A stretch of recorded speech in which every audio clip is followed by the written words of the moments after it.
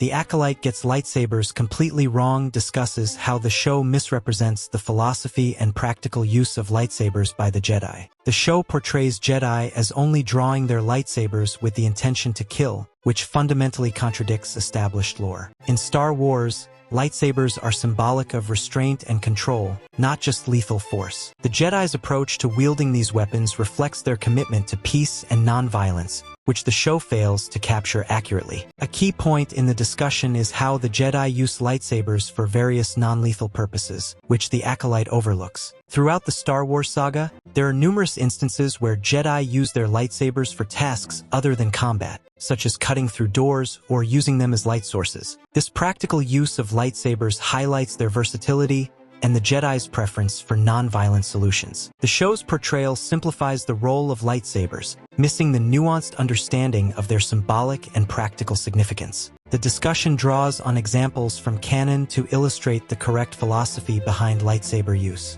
Obi-Wan Kenobi's teachings to Anakin Skywalker emphasize that a lightsaber is a symbol of restraint. He explains that while the Jedi can inflict great harm, they choose not to, using their lightsabers non-lethally whenever possible. This philosophy is also reflected in Luke Skywalker's actions, where he uses his lightsaber for training, examination, and other non-lethal purposes. These examples show a deeper understanding of the Jedi's values, which the Acolyte fails to convey. Moreover, the Jedi's combat training focuses on non-lethal techniques, which are not accurately represented in the Acolyte. Jedi are trained to disarm their opponents and use their lightsabers in ways that minimize harm. For instance, there are 9 contact points on a standard humanoid body that Jedi are taught to target, with 5 of them being non-lethal. This detailed training underscores the Jedi's commitment to preserving life and their preference for peaceful resolutions, a nuance that the Acolyte neglects. The show's portrayal of Jedi interactions with potential Sith is also misguided. The Acolyte suggests that Jedi hesitate to act against unarmed but dangerous enemies, which is not reflective of established lore. In the Star Wars universe, Jedi are trained to assess threats and act decisively to protect the innocent. The hesitation depicted in the Acolyte undermines the Jedi's role as protectors and fails to capture the complexity of their decision-making process.